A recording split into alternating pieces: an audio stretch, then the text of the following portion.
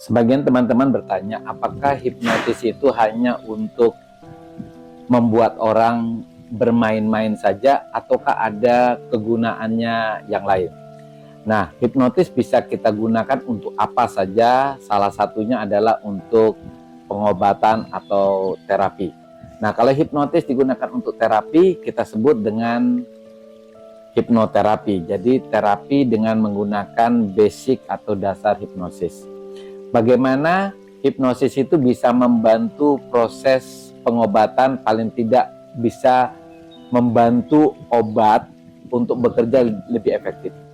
Sebelum kita bicara tentang hipnoterapi, kita bicara dulu tentang kondisi apa sih yang bisa dibantu dengan hipnoterapi.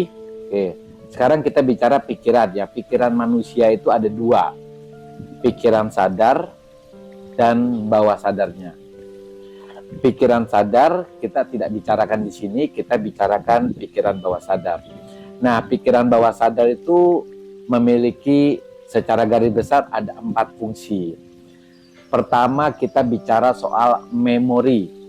Jadi apa yang kita dengar, apa yang kita lihat, apa yang kita rasakan, kita cium, dan kita raba, dari kita lahir sampai kita besar, semuanya disimpan di pikiran bawah sadar. Ibaratnya hard disk yang besar yang ada di pikiran bawah sadar kita. Nah, ketika informasi yang didapat dari kecil ini negatif, maka dia akan manifestasi di usia-usia dewasa. Contohnya begini. Ada seorang yang sudah dewasa tetapi dia tidak suka durian atau buah durian. Padahal dia tidak pernah mencicipi durian. Nah, ternyata dari kecil ya, itu dia memiliki orang tua, keduanya baik bapak dan ibunya tidak menyukai durian. Nah, selama dia kecil, dia melihat ibunya selalu bercerita kalau durian itu rasanya tidak enak, rasanya baunya juga tidak menyenangkan. Nah, perkataan ibu maupun bapaknya ini akan tersimpan di memori pikiran bawah sadarnya. Itulah yang membuat si anak bisa saja mengalami atau meniru kedua orang tuanya sama-sama tidak menyukai durian. Kemudian seseorang yang kurang pede, kurang percaya diri tampil di depan umum.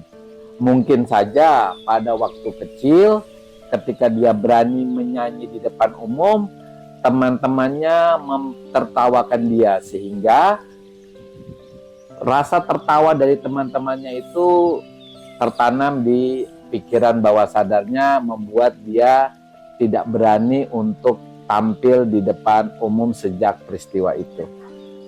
Yang kedua, fungsi yang kedua, tadi fungsi pertama itu adalah memori, fungsi kedua itu adalah emosi.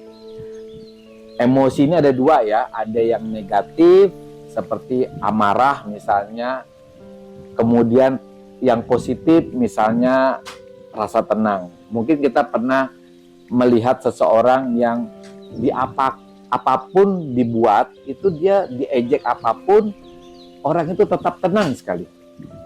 Justru ada orang yang tidak dibuat apa-apa, rasanya emosinya meletup-letup, bahkan bisa keluar kebun binatang dari mulutnya, hingga orang itu dicap stempel sebagai seorang pemarah.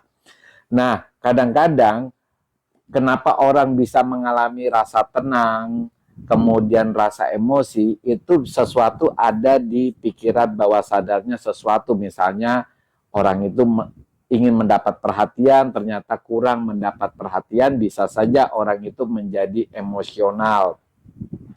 Kemudian adalah habit ya, habit atau kita anggap kebiasaan. Jadi kebiasaan itu tentu ada yang positif, ada yang negatif. Tapi dokter akan membicarakan kebiasaan-kebiasaan yang negatif, karena kebiasaan positif tentu kita nggak usah bicarakan karena itu perlu dipertahankan. Tapi kebiasaan negatif itu bisa diubah.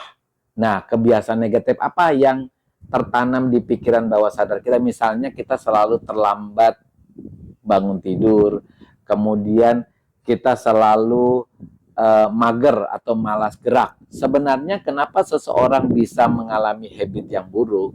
Itu karena hal-hal yang dilakukan secara terus-menerus ya.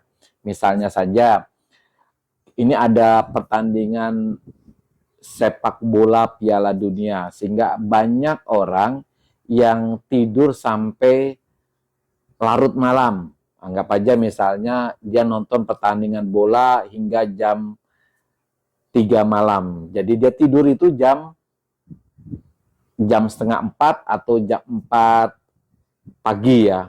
Nah, kebiasaan tidur yang berlangsung misalnya Piala Dunianya sampai 1 bulan, maka ketika Piala Dunianya berakhir, karena tidur sudah setengah 4 pagi itu menjadi habit, menjadi kebiasaan, orang itu susah sekali untuk mengubah kebiasaan tidur yang sudah terjadi. Kemudian misalnya seseorang setiap hari selalu mengatakan, saya mager gitu ya, saya malas gerak, ini mau diajak apapun mager. Sebenarnya awalnya dari perkataan, lama-lama ini akan menjadi suatu habit atau kebiasaan. Tentu habit ini bisa diubah ya kalau kita melakukan memodifikasi pikiran bawah sadar kita. Kemudian fungsi yang keempat, yang terakhir itu adalah fungsi pertahanan.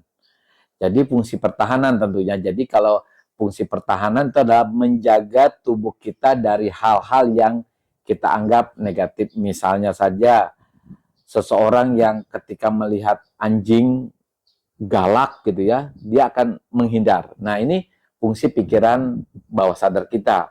Kemudian melihat ular ada di jalan, maka kita menghindar. Nah, ini adalah fungsi pertahanan. Sebenarnya fungsi ini bagus sekali. Tapi ketika dia berlebihan, maka dia akan menjadi kondisi yang merugikan orang tersebut. Misalnya, kalau dia merugikan, kita sebut dengan fobia. Ya, fobia terhadap naik pesawat atau fobia ketinggian.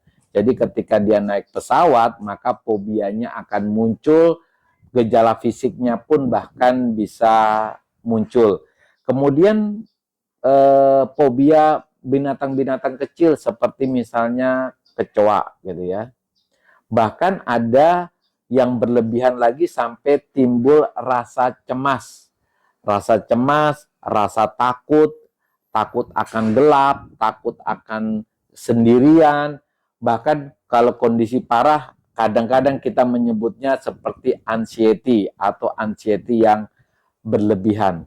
Nah, rekan-rekan, ternyata fungsi pikiran bawah sadar kita cukup banyak, tetapi bisa positif, bisa negatif. Nah, ketika kita mendapatkan hal-hal yang negatif daripada pikiran bawah sadar kita, kita bisa mengubahnya menjadi lebih baik. Misalnya seperti fobia, anxiety, cemas, kebiasaan terlambat bangun tidur, kebiasaan malas gerak, kemudian kita mengalami istilahnya tidak bisa move on karena masa lalu kita, ya. Kemudian kita orang yang temperamental, sering marah, kita ubah dengan teknik yang disebut dengan sugesti. Kita mensugesti diri kita atau kita mendapatkan bantuan dari seorang hipnoterapi. Jadi kalau kita melakukan sugesti, tentu kita harus bisa memfokuskan pikiran kita, bisa merelaksasi pikiran kita, lalu kita bisa mengubah apa yang buruk, yang negatif yang ada di pikiran kita menjadi hal yang positif. Tapi kita juga bisa minta bantuan seorang hipnoterapis untuk mengubah seseorang dari malas menjadi rajin, yang tadinya takut tampil di depan umum menjadi berani di depan umum, yang tadinya anxiety menjadi sembuh, yang tadinya cemas menjadi berani, yang tadinya fobia naik pesawat sekarang menjadi berani sekali naik pesawat. Oke, rekan-rekan, terima kasih sebelumnya.